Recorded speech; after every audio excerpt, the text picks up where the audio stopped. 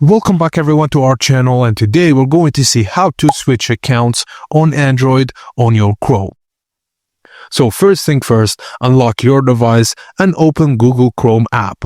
Launch it on your Android device. Now tap the three vertical dots in the top right corner and select Settings.